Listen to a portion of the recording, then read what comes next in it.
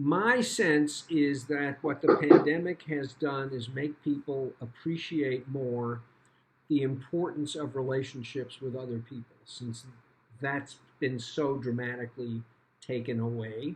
And at least in affluent Western societies, we seem to be chasing stuff more and people less, and this may get us to rearrange our priorities. And I think that's a good thing. Relatedly, and this comes to the surface, especially in connection with wearing masks in public, it may enhance our concern for the welfare of other people rather than just ourselves.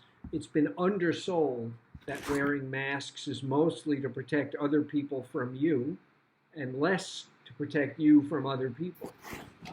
If that had been sold more, so that you, in a sense, had this feeling of public responsibility for the welfare of others every time you went outside, I think that would enhance our sense that we're all in this together. I think we have not taken sufficient advantage of the opportunity to emphasize that as a culture. So I think focusing less on me and more on we is likely to be a positive outcome of this.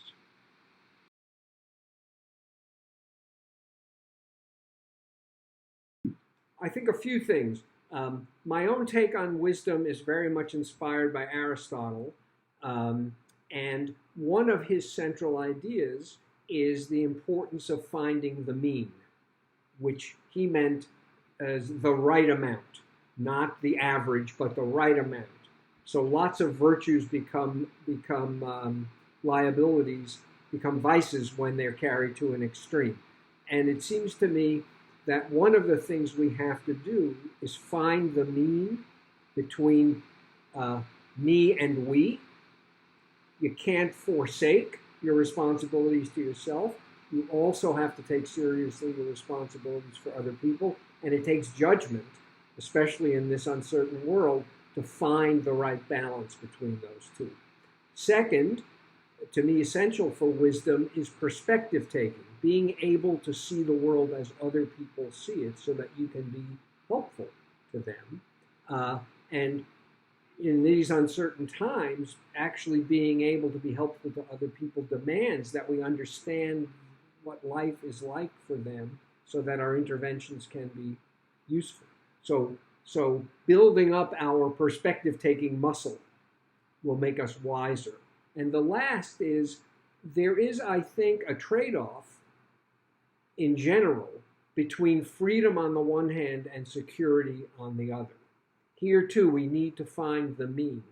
In Western affluent societies, we have largely taken security for granted, and we have emphasized freedom, freedom, freedom, freedom, freedom.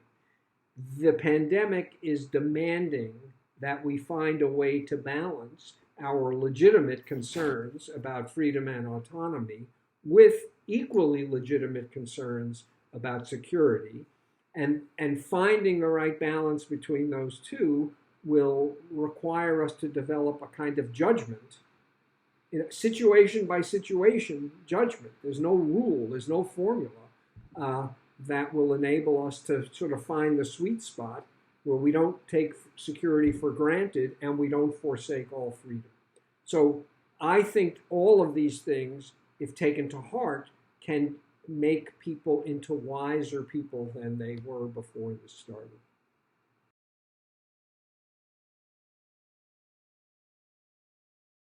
So here is where I think it's such a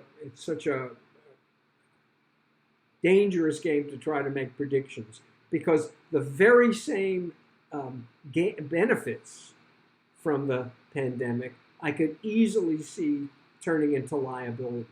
You know, when people are threatened, when people perceive real danger, they kind of pull in and they focus entirely on themselves.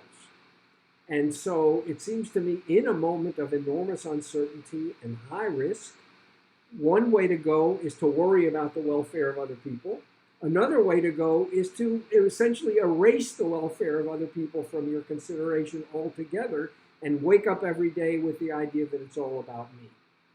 And I don't know which way this will go. I don't think anyone does. It partly depends on how long it lasts. It partly depends on how much more serious it becomes as a health problem. It partly depends on how much more serious it becomes as an economic problem. But I can see people at one another's throats in a few months rather than looking to provide aid. And so I think we have to really, really worry about the antisocial consequences, immoral consequences that could arise if the situation gets desperate enough. I don't know what you can do about it except have your eyes open and try to find ways to step in and ameliorate if people start to, if this negative turn starts to appear. But that's my worry.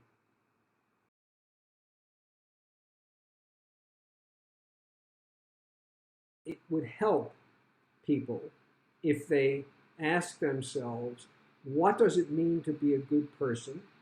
And what does it mean to live a good life? A life that you would be happy to pass on to your children. A life that you would be happy to endorse and promote for other people.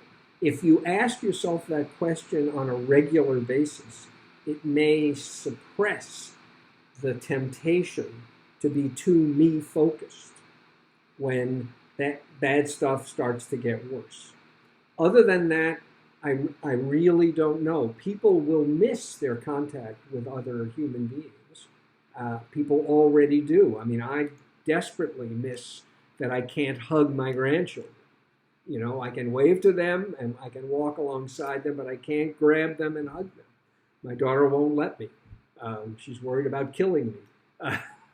So that's a visceral absence that may spur people to pay attention to how important human contact is and what it requires of us to be able to generate and sustain the kind of human contact that makes life worth living.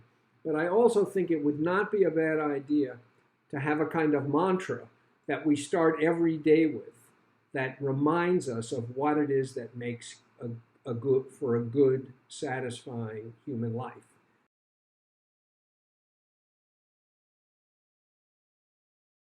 There are no rules that get us out of this dilemma. That balancing between me and we, balancing between freedom and security, those sorts of balances require judgment. They require judgment because there's no formula. They require judgment because circumstances change on a daily, if not to say a maybe even hourly basis. And so each of us has to sort of figure out for ourselves and the particular circumstances we're living in and the people who depend on us and what they need, how those balances get maintained, how to balance our concern for others with what we need, and how to balance our concern with being able to be free in the world with our concern about being protected and secure.